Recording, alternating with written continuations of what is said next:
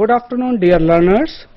Myself, Anurag Agnihotri, welcomes you to this session, and I welcome Dr. Sunil Gupta, who is a faculty member of the School of Management at IGNOU, and he will be today discussing the topic basic aspects in the final accounts, and I request him to explain you these concepts.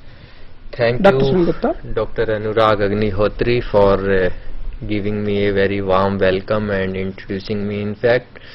So dear learners, I welcome you all with my colleague Anurag Agnihotri in this teleconferencing session on basic aspect in final accounts. So dear learners, first of all, I would like to tell you in fact what basically the final account is all about and what is the necessity of preparing the final account. Dear learners, you might be knowing that any entrepreneur who is engaged in any kind of activities, in any kind of business, would definitely like to know the result at the end of the financial year. So until or unless he maintains the proper books of account, until or unless he maintains the transactions in a more systematic and scientific manner, it would be rather next to impossible for the entrepreneur to know the exact result after a financial period. So therefore it is to know the result, what has happened during this financial year, what he has gained during this year or what he has lost during this particular period. For this purpose, it is mandatory for every entrepreneur to record each and every transaction which is related to the business in the most scientific manner, so that at any particular point of time the proprietor or even the other persons, other parties who do have vested their interests, they can also know the financial and profitability position of that particular organization. So recording the business transaction, right from recording the business transaction up to the stage of preparing the balance sheet and its interpretation, that comes under final account. So when we talk in terms of final accounts, basically there are three types of statements: trading, profit and loss, and balance sheet is prepared. So when we are talking in terms of a manufacturing organization, then definitely it is the manufacturing account which is also prepared in order to know the gross profit, in order to know the direct expenses. So therefore it is depending upon the nature of the organization, the financial statements are prepared. So when we talk in terms of final accounts, so as I have outrightly told you that manufacturing account, trading, profit and loss, and balance sheet is prepared. So for those organizations which do not involve in the manufacturing process, they need not to go through the manufacturing account. They need only to prepare trading, profit and loss, and balance sheet. So here, dear learners, I would like to tell you that how trading, profit and loss, and balance sheet is prepared.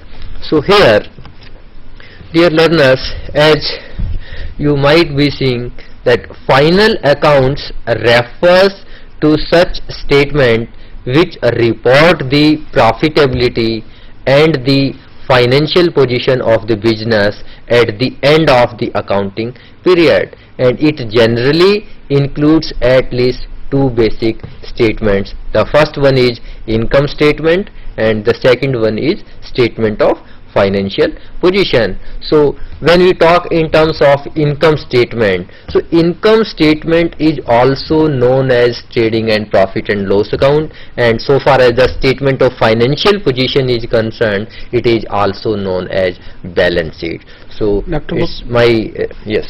Dr. Gupta, I would like to interpret you here that can you tell to our learners that what are the points to be kept in mind while preparing the trading account, and what are the items that falls in the trading and profit and loss account, so that they can understand it in a proper manner. Yes, definitely.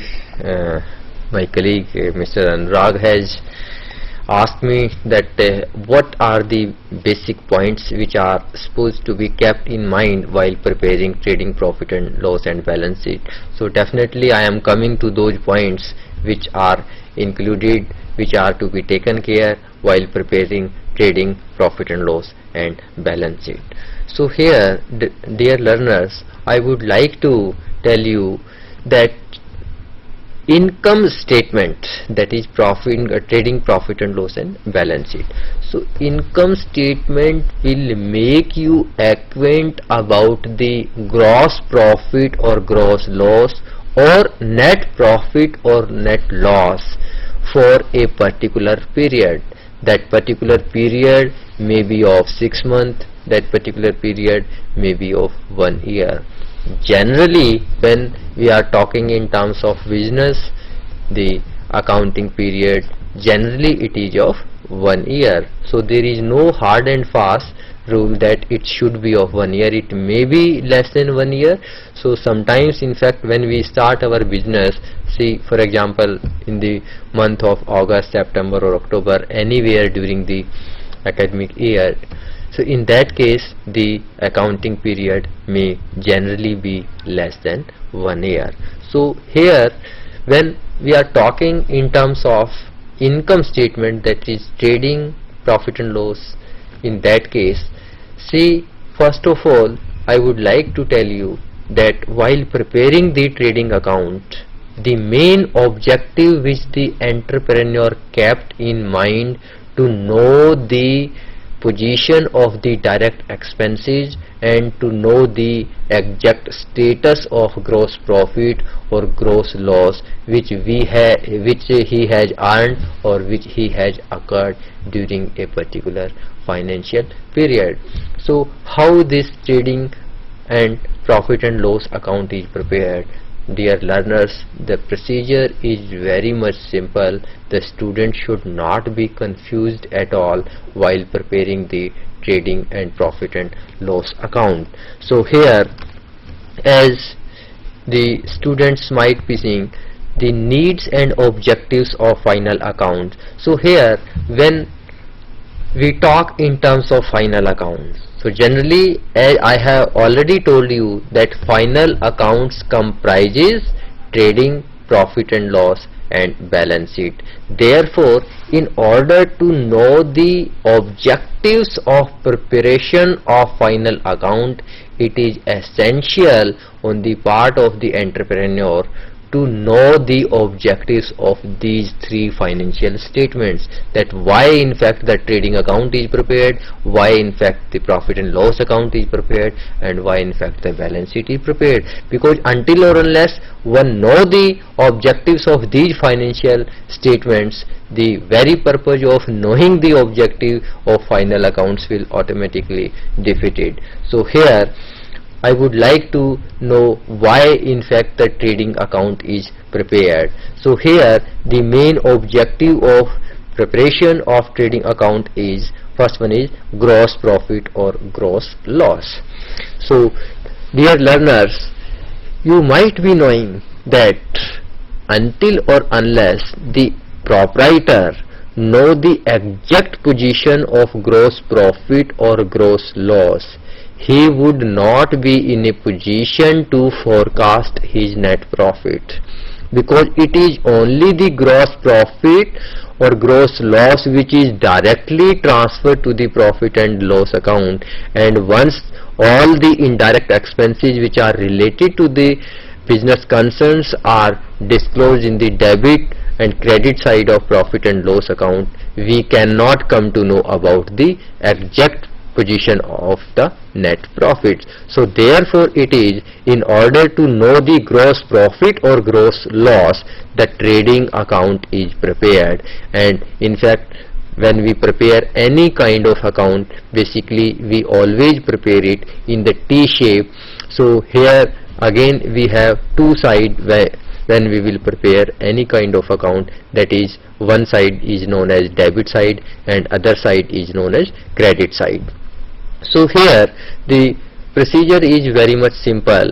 The left hand side of any account is known as debit side and the right hand side of any account is known as credit side. So I would like to tell you here that what are the basic points which are to be recorded in the debit side of trading account, and what are the points which need to be recorded in the credit side of Dr. Gupta, trading account. I would like to interpret you here that I would like to request my dear students and learners that in case you have any doubt, you can just call up and ask the doubts from distinguished faculty Dr. Sunil Gupta. He will clear your doubts so that you can solve these questions properly and can score good marks, and also you can get the knowledge. So he is telling you now the procedure how to make profit and loss account or the trading accounts. So in case you have any doubt, you can just dial up the IGNOU number and call the questions from him. He will solve your problems so that you can attempt your questions properly. Dr. Sunil Gupta, please continue. Yes, thank you Anurag, and dear learners, as my colleague has pointed out that yes, I'll be very happy in case if I'll receive the question from your side, because until or unless you will ask the question, I cannot come to know where in fact the problem is and where you are facing the problem. So I'll be the most happiest person if I receive the questions from your side. Dear learners, you are always welcome to come forward. Please don't hesitate at all. You simply ring up and ask your question. I would be very happy while answering your question. So please don't hesitate at all. So in fact, Anurag, we were discussing about the main objectives of preparation of trading account, as I was discussing about gross profit or gross loss. Also. So here, as I have told you that there are two sides of any account, that is debit side and credit side. The left hand side of the account is known as debit side and the right hand side of the account is known as credit side. So let me tell you the points, the item, the transactions which need to be recorded in the debit side of trading account. So here, first of all, in the debit side of trading account, we will record the opening stock of the material which is kept with us. So any amount of stock, the stock may be in the forms of raw material, the stock may be in terms of finished goods, the stock may be in terms of semi-finished goods. So here, while preparing the trading account, the opening stock is first of all to be recorded in the debit side of trading account. Then during the year, if any amount of purchase has taken place, so that amount of purchase is also to be recorded in the debit side of trading account. Sometimes what happens that we have placed the order to our supplier and he has supplied the goods or he has supplied the raw material as desired by us, but sometimes once we receive the material which the supplier has sent to us, so after receiving the material, when we will inspect the material, then we will come to know that the material is not according to our instruction, the material is not according to our specification, the material is not according to our desired and specifications, not according to our standards. So when sometimes we feel that the material sent by the supplier has not been in accordance with our specification, then that quantity of the material we generally return to the supplier. So here, while recording the transaction in the trading account, we may have two different things. Either in the purchase, the amount of raw material which we are returning to the supplier, so that amount of material can directly be subtracted from the purchase and then the net amount has to be shown in the debit side of the trading account. Or the second option with the students is that they can write down the full amount of the purchase in the debit side of trading account, and the amount of material which we have returned to our supplier, that can also be recorded in the credit side of the trading account. So now it is up to the convenience of the students, that how do they feel convenient. If they feel convenient that okay, we should directly subtract the amount of material which we have returned to our supplier from the purchases account, and then the net amount should be recorded in the debit side, it is well and fine. Otherwise they can show the amount returned to the supplier in the credit side of trading account. So here these are the two options. Dr. Gupta, here you will like to appreciate one point, that today to show the purchase return in the credit side of the trading account is more practical rather than reducing it from the purchase account, because in the real situation we record once we receive a voucher of the purchase, we cannot reduce in that. So we can do it in the credit side of that, so we need not to make any amendment in the voucher also. So that will be satisfying the audit need also. Yes, that is absolutely true, Anurag, that the point which I have discussed with the dear learners, see, this is just because of the examination purpose, because you know that the examinations are drawing near, and just after 1 month the students need to appear in the examination. Exactly. So this is only for the sake of the student convenience, that either they can subtract the amount returned to the supplier directly from the purchases, or they can show the amount returned to the supplier directly in the credit side of trading account. Though you are absolutely true that in order to meet out the needs of the audit, we need to show the amount returned to the supplier in the credit side of trading account, because sometimes what happens, that say for example, when you are in a position to subtract the amount of material returned to the supplier directly from the purchases, say for example the total material purchased, say it is rupees 1 lakh, and the material returned to the supplier, say for example rupees 10,000. So if you directly disclose rupees 90,000 in the debit side of trading account, then maybe the layman or the person who do have vested their interest in that organization, and if they are going through the trading account, they may not be in a position to know that how much amount of material has been returned during the year. So therefore, in order to have the transparency, in order to have a very clear cut, in order to have a very true and fair picture of the financial statement, that the students must show the amount returned to the supplier in the credit side of trading account, so that there should not be any ambiguity in transparency of the financial statements, and the person who are interested to know the financial or profitability position of that particular business concern, they can also come to know about the exact financial or profitability position of that particular organization for that particular period.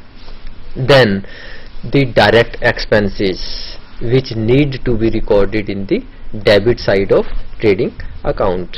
So here, knowledge of direct expenses, as we were discussing the main objectives of preparation of trading account, so here the second objective of knowledge of direct expenses. So here students, you might be knowing the difference between direct and indirect expenses, because making the distinction between these two kinds of expenses is quite essential while preparing the trading profit and loss and balance sheet, because it is only the direct expenses which need to be recorded in the debit side of trading account, and all the indirect expenses have to be shown in the debit side of profit and loss account. So here, what are the direct expenses which have to be recorded in the debit side of trading account? Say for example, wages. If you are paying the wages to your workers who are directly engaged in the manufacturing process, so here the difference between the direct and indirect expenditure is that the cost which can easily be traced out, or the cost which can easily be attributable to the cost of the product, is known as direct expenses. Say, as I have already given you the example of wages, the amount of wages which we have paid to the labor which are directly engaged in the manufacturing process, which are directly working at the plant. So in case if sometimes we want to produce more, then definitely we will have to employ more labor. So in case if the cost is in the direct proportion of the quantity manufactured, that is what we call direct expenses. If you want to produce more, you will have to employ less labor. If you want to produce more, then you will have to employ more labor, therefore more wages. If you want to produce less, then less workers and therefore less wages. So there is a direct relationship of these expenses. Then other expenditures may be, the excise duty. So when in fact we want to manufacture the product, then this excise duty is levied by the government on the manufacturing process on the product, because the government also wants that whatever production is being done, whatever product is being manufactured, the proprietor, the entrepreneur must also pay the excise duty to the government, because this excise duty, income tax, customs, so these are the few instruments, these are the few things which are the main source of public finance, and until or unless these main sources from where the government can generate the revenues, so if these things are not being properly worked out, the government may have the scarcity of the funds. So therefore the excise duty, the custom duty, and you know that custom duty is always imposed when we are importing the goods from the other countries or when we are exporting the goods to the other countries. So this import and export duty is also paid to the government while importing or while exporting the goods to the another country. Then dock charges. So students, you know that sometimes when the goods entered in the boundaries of the city, then the municipal corporation impose one kind of tax which is known as octroi. So that octroi expenses is also the direct expenses. Or dock charges, you might have learned that when this dock charges has to be paid by the proprietor on the cargo when the goods is being put on the cargo on the ship, and when it is going outside or inside, then that kind of duty is also paid by the proprietor. That is what we call dock charges. So there are another examples of direct expenses which need to be recorded in the debit side of trading account. Then students, here for your examination purpose, my sincere advice to you all is that sometimes there may be confusion in the mind of the student, that while solving the question there may be some terms like wages and salary, sometimes they found salary and wages.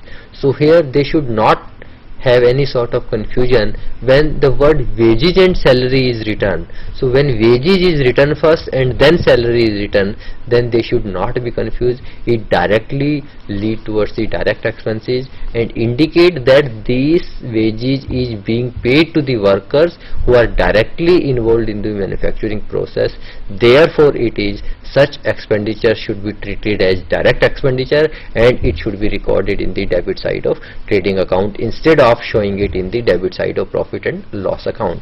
And on the other hand, if the word salary is written first and then wages, salary and wages, then definitely this expenses indicates the indirect expenses. It means that the salary is being paid to the supportive staff who are assisting in the manufacturing process, like administrative staff is there. So when they are supporting the manufacturing process and whatever amount of salary is being paid to the supporting staff, so that amount of salary is known as indirect expenses, because such salary cannot be attributed, such salary cannot be easily be traced out with the cost of the product, that how much my salary is being attributed to the total cost of the product. So that is why it is also known as indirect expenses.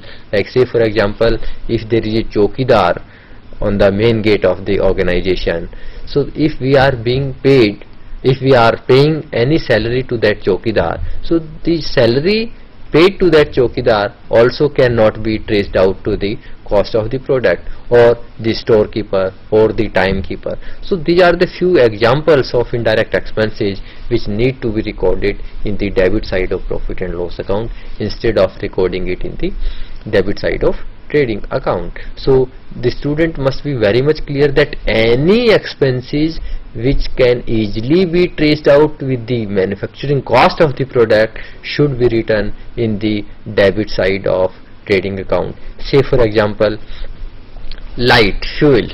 So when we talk in terms of fuel, so when the manufacturing process is being done with the aid of fuel, lighting, in that case this is the direct expenses. But when only some kind of wording lighting is given, so this student must be very much clear about the nature of the expenses.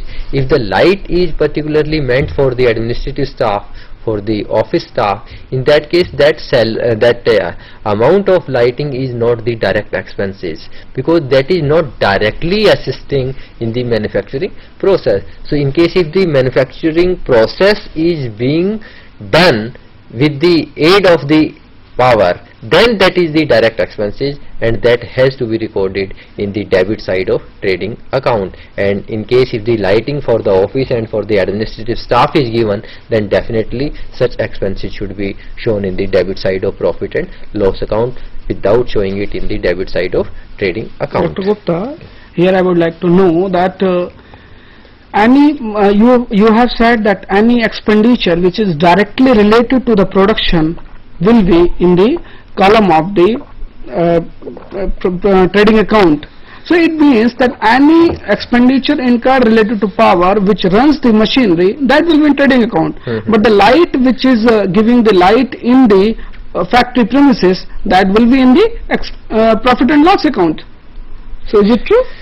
See, Anurag, perhaps we should be very much clear about this kind of expenses. Say for example, if the lighting for the works, if the lighting for the factory is given, then definitely, because the whole manufacturing process is being done with the aid of the power, so then definitely it is directly contributing towards the manufacturing process, and this expense should directly be shown in the debit side of trading account. And say for example, if I being a manager, if I am working in my office, or the other salary staff or other account staff, if they are working in the office, they are working in the administrative building, so that amount of lighting expenses is the indirect expenses, because we cannot trace out, we cannot segregate that what amount of this lighting is directly contributing towards the manufacturing process. So here the student should be very much clear. In case if the lighting is given for the works for the factory, then definitely that is a direct expenditure, and it should be shown in the debit side of trading account instead of showing it in the debit side of profit and dear student, you should have appreciate the point that Dr. Gupta has clearly differentiate between the power at factory and power at the office, because anything which is directly related to the production level, that can be treated as the direct expenditure, and that should be shown in the profit and in place of profit and loss account, should be shown in the trading account. So Dr. Gupta has mentioned that any expenditure which is incurred from the production in any amount of production, any level of the production, that will be treated as direct level, such as opening a stock, purchase, labor, wages, then octroi, carriage onward, etc. So Dr. Gupta, please tell us something about the profit and loss account. Yes, so before moving ahead, just one thing I would like to tell to my students, that as I have already told you that there are two sides, debit and credit side. So in case if the debit side is in excess than the credit side, then the organization will be earning gross loss, and vice versa. It means if the credit side is more than the debit side, then the organization will be earning gross profit, and this amount of gross profit or gross loss has directly been transferred to the profit and loss account. So in case if the organization is earning gross profit, then this amount of gross profit will directly be transferred to the credit side of profit and loss account. So again, in the profit and loss account we have two sides, debit side and credit side. So left hand side is known as debit side, right hand side is known as credit side.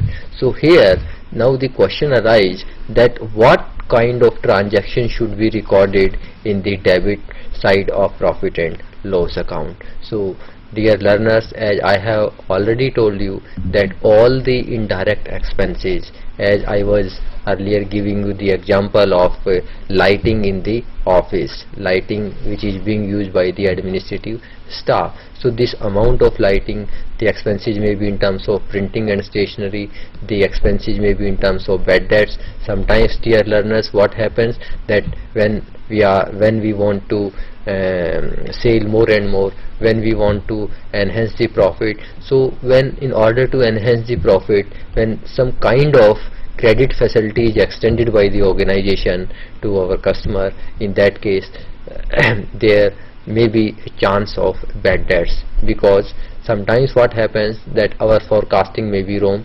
Today the customer come to us and ask for credit facilities, and we extend our credit facilities, say for example for a month of for 2 months, and when due date becomes when the due date comes, and when the customer is not in a position to make the payment, then again we request a lot to the customer, and ultimately after putting our sincere efforts, when we are not in a position to recover the whole amount of that facilities which we had already extended to our customer, then the part of that facilities, say for example if I had extended the facilities for rupees 1 lakh, and out of 1 lakh I have recovered only rupees 80,000, then definitely rupees 20,000 is a bad debt to me. So that is one kind of loss to me. So this loss generally arises because we want to enhance our sale, and ultimately we want to enhance our profit, because in this era of cutthroat competition, if we make the policy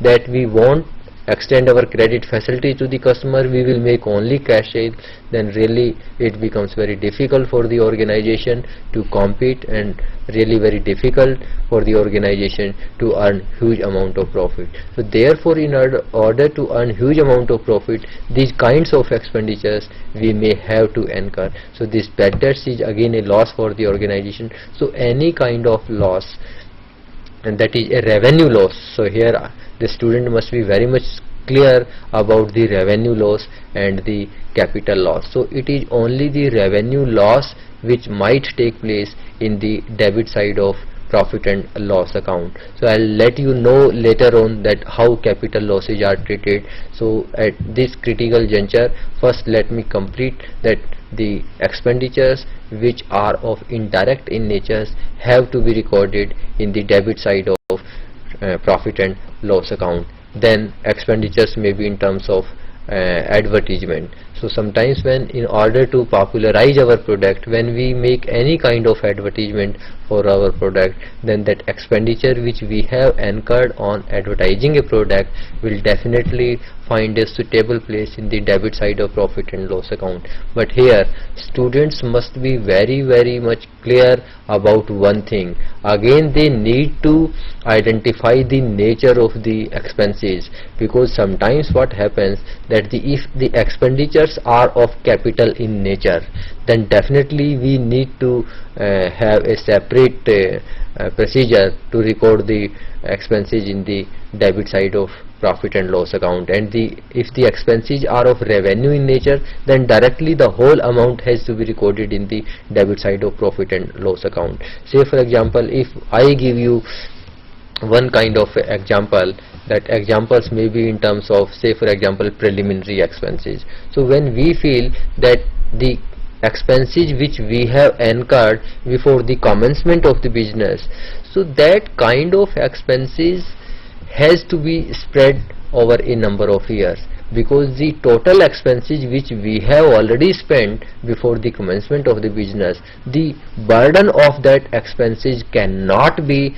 put only in the one financial year, because that expenditure is of capital in nature. So that has to be spread over a number of years. Say for example, that kind of expenses should be spread. Say for example, if I feel that this kind of expenditure may give us the benefit, say for example for 20 years, so and if I have incurred rupees 1 lakh, then only a part of it, that is rupees 5,000, have to be shown in the debit side of profit and loss account, and the remaining 95,000 in the first year I will be showing in the balance asset side of the balance sheet, and again next year 5,000 in the profit and loss account, remaining 90,000 in the asset side of the balance sheet, and then again 5,000 20,000 in profit and loss account, remaining 85,000. So that way in 20 years the whole amount which we have spent on preliminary expenses, that is the expenses which we have incurred before the commencement of the business, should be spread over the whole life of the business. So which is more justified, because the whole expenses, the burden of the whole expenses cannot be put only in one financial year. So here the other expenses may be sometimes loss on sale of assets. So during the year, in case if we feel that the machine which we are using for the manufacturing process is giving us a trouble, is not functioning properly, so in order to replace that assets, when we are selling that old asset and when we are fetching some kind of revenue, say for example during the financial year the machine having book value worth rupees 2,000, if that has to be sold off against say 1,500, so this amount of rupees 500 which is of revenue loss, that has to be shown in the debit side of profit and loss account. Then yes. Dr. Gupta, I would, for the benefit of the student, I would like to interrupt you here that you have just used the capital and revenue terms. Can you explain our student then what is the capital expenditure and revenue expenditure and how they should treat it? Yes. Dear students, first of all, we should be very much clear about these capital and revenue expenditures. So here revenue expenditures are those expenditures which gives the benefit only in that accounting period in which they are incurred. Yes, correct. The student should be very much clear. So the revenue expenditure gives the benefit only in one accounting period, whereas the capital expenditures gives the benefit not only in that accounting period in which they are incurred, rather they give the benefit over a period of time. Say for example, if you have bought a machine and while establishing that machine, if you have paid 20,000 as labor to the workers, in that case that rupees 20,000 will directly be added to the cost of that machine. Say for example the cost of the machine was rupees 20 lakh and on the installation of that machine you have incurred rupees 20,000. So the total cost of that machines become 20 lakh 20,000. Yes, so the capital expenditures must be treated otherwise, because the revenue expenditures will directly be shown in the debit side of profit and loss account, whereas the capital expenditure should be treated, say for example, as I have already told you that advertisement, one example, that is also what we call deferred revenue expenditures. So here sometimes say for example, if we want to repair the building, or if you want to repair the administrative some kind of storage and some other kinds of building, so that amount which we are incurring for a longer perspective, the expenditure which we are incurring keeping in view the long term benefit, so these expenditures are known as capital expenditure, and the total burden of such expenditure should not be put only in one accounting period, rather the burden of such expenditure should be spread over a number of years, so that the profit of one accounting period is not affected by that huge amount of the capital expenditure. That is why it has to be spread over a number of years. It is also necessary to keep in view the true and fair view of the final accounts, because that is the necessity of preparing the final accounts. If you expenditure of which will give you the benefit for more than 3 or 4 years, and if you debit it in the first year itself, it will not affect it will not only affect you the profit, it will also affect that spirit of the true and fair which is necessary for preparation of account. Dr. Gupta has given you one example of the deferred revenue expenditure. I would also like to give you one example which will be of more interest to you. For example, you hire Mr. Sachin Tendulkar, a big cricket player, as a brand manager of your particular brand for 3 years, and you paid him say 30 crore rupees for 3 years, and if you debit this amount in 1 year only, it will be a huge loss for your company, whereas you are being benefited by that aid. So you will reduce the impact in 3 particular years. First year 10,000, second year 10,000, then third year 10,000, and the balance amount you will show it in the first year 20,000 in the balance sheet, asset side, and the second year also 10,000, and the last year 0 there will be. So likewise deferred revenue expenditure has to be distributed. Dr. Gupta has explained you what is the revenue expenditure and deferred revenue expenditure. He has also explained you the capital expenditure. I would like to request him again that he should explain you capital expenditure in more detail so that you should be able to deal with it in exam. Gupta, please. Thank you, Mr. Anurag. Since we are running, short of time, so I think it would be very difficult for me to carry these revenue and capital expenditures, because I think that I have discussed this capital expenditure and revenue expenditures to a large extent. So now we directly switch over to the balance sheet, since it also constitutes the part of our final account. Yes, correct. So until or unless we discuss the balance sheet, the whole purpose will be defeated. So when students, we talk about a balance sheet. So basically balance sheet is prepared on a particular date, just to know the financial position of that particular organization on a particular date, that how much assets and liabilities the organization is having on a particular date. So students here must be very much particular that profit and loss account gives you the picture for a particular period. On the other hand, balance sheet will give you the financial position on a particular date. So this should be very much clear in the mind of the student. So again, when we prepare the balance sheet, we have two sides, liability side and the asset side. The left hand side of the balance sheet is known as liability side, the right hand side of the balance sheet is known as asset side. So when we talk in terms of balance sheet, in the asset side, all the assets are to be recorded, whether that asset is a short-term asset, that is what we call current assets, or whether it is a long-term asset. So all the assets will be recorded in the asset side, and all the liabilities, whether short-term liabilities or a long-term liabilities, along with the proprietor's capital, has to be shown in the liability side. So here, while preparing the balance sheet, we that have a two kind of concept, that grouping or marshalling of balance sheet. So that grouping or marshalling of balance sheet is basically prepared keeping two things in the mind. First, according to the liquidity, and second is according to the performance. So if we are marshalling the balance sheet according to the liquidity, then the assets which are most liquid should be recorded first, and the assets which are very less liquid, which can be converted into cash after a long span of time, will be recorded last. Likewise, liabilities which have to be paid immediately will be recorded first, and the liability which need to be paid in the last should be recorded in the last. Likewise, according to the performance, it is just reverse to the according to the liquidity, because when we are recording the assets and liabilities according to their performance, then in the asset side, the assets which have to be converted into cash after a long span of time, like fixed assets, will be recorded first, and the assets which are liquid assets will be recorded later on.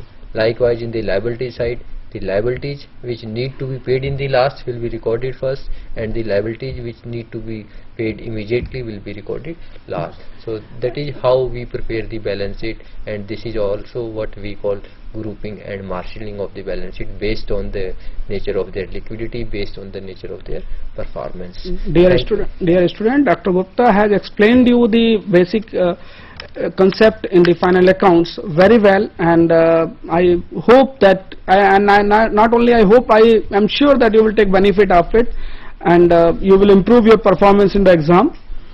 Thank you, Dr. Gupta, Thank you for this vital presentation. Thank you. Thank you, Dr. Gupta. Chale.